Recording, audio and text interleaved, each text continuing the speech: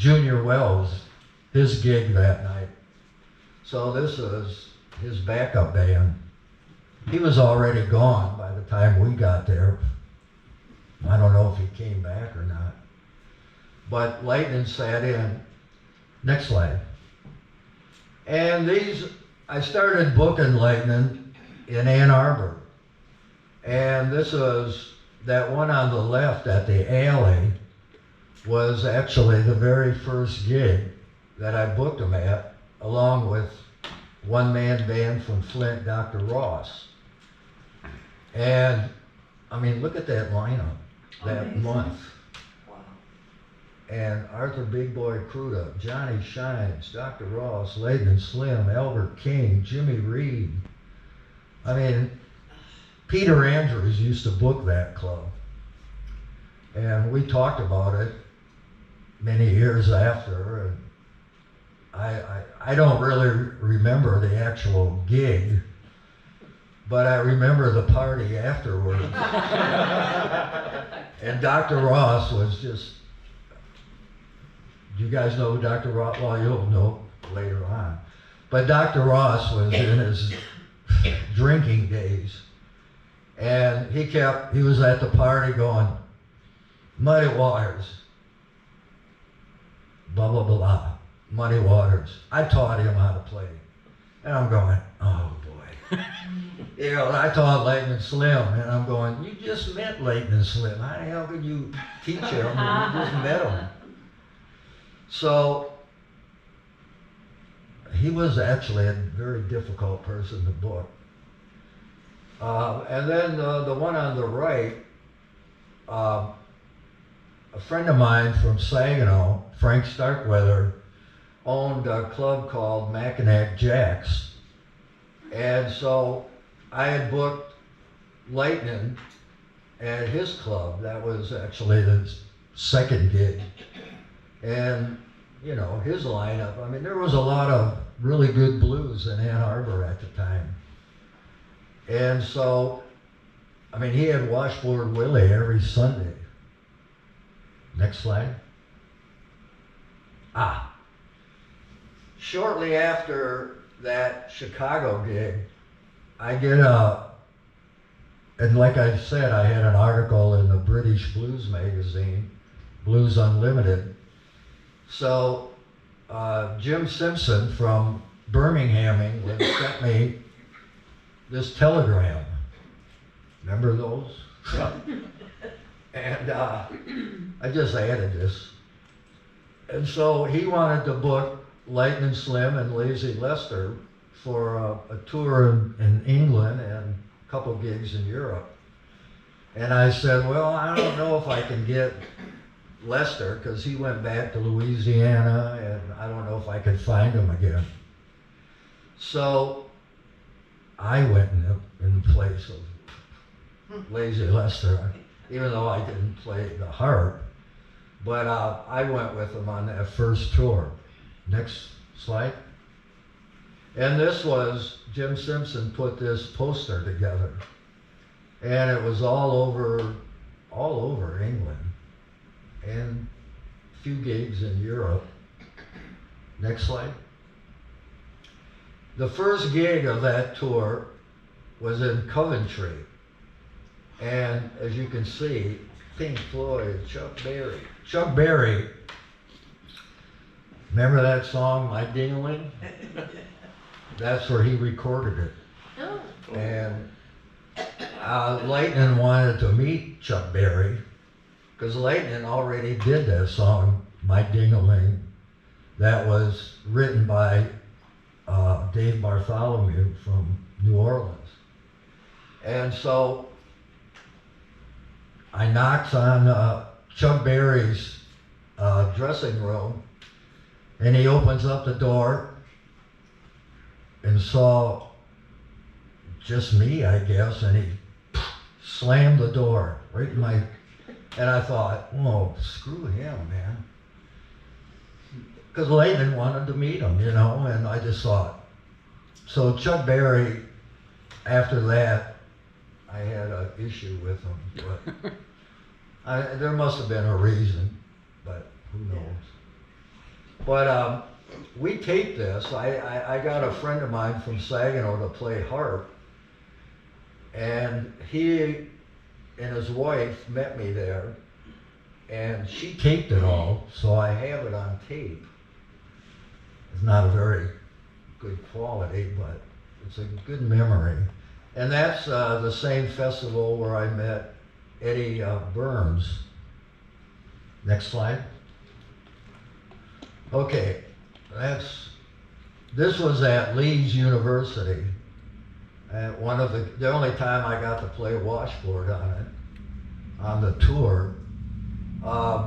There happened to be a jug band that opened up for them, so they had a washboard player, and I asked him if I could use his washboard and his cymbals. And they go, sure, sure.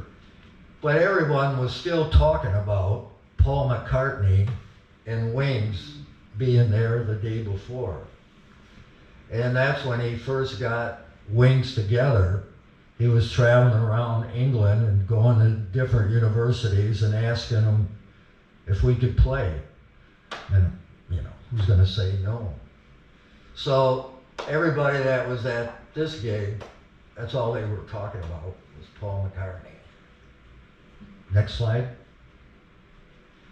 And this is a tour, the next tour that Lightning went on in Europe. And since at the time, at that year anyways, I didn't find Lazy Lester, we got Whisperin' Smith, who was Lightning's other harmonica player on some of his later records. And I don't know if you remember the previous photos of Lightning with an old raggedy suit on. Well, by this tour, look at him. Look at those pants. I mean, he just got really British or something. I don't know what happened, but he started wearing pants like that and different outfits that were pretty bizarre. Next slide. Okay, and then 1974, Lazy Lester came back to Michigan, finally. And Slim Harpo's sister, her husband had passed away, so she wanted to bring Lester up here. So she paid for Lester to come up. I guess he flew up here. I can't remember right now. And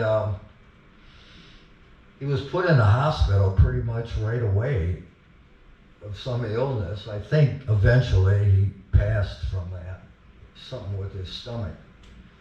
But so from 1974, I kept talking to him, they're coming back. He wouldn't go out and play. So finally and I was persistent. It wasn't until, 11 years later, 1985, that I got him going again. And in 1987, he went to England. I booked him back in England, and he, or not back, but for his first tour in England, and he recorded an album there for Mike Vernon, who was a big-time blues producer who did all the early British blues bands. And this was at the W.C. Handy Award Show, where Lester won. I think it was like, they kept calling it the comeback album of the year, and Lester kept saying, where did I go? I didn't go anywhere. And I said, I don't know, you gotta call it something. So this was after we got to play at it, and this was after someone took our picture, and he's saying something like, Fred, look to the camera. Next slide. And well, I booked Lazy Lester. I was with Lester for 34 years, on and off, mostly on. And one of our gigs in New York City was at a place later on. We used to play at a club called the Lone Star Cafe. And then after that closed, the same guy who booked that started Manny's Car Wash. It was more uptown or north Manhattan.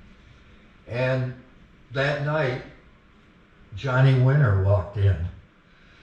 And he used to, Lester played harp on his very first records, so they knew each other, kind of. So he asked if he could sit in, and I'm going, yeah.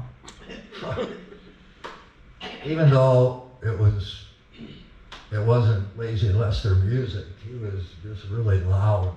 But, you know, it was Johnny Winter, and the crowd, the audience loved it. And he played for 3 or 4 songs. And next slide. So this was most of the time when I booked Lester in Europe, they always had bands backing them, but sometimes they couldn't afford to bring the whole band over, so they'd just bring Lester and I.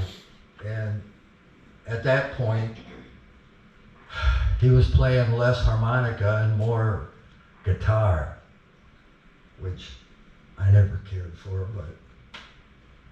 So this was on the left in Switzerland, Luzerne, Switzerland, and over here on the right is in Utrecht, Holland, in the Netherlands.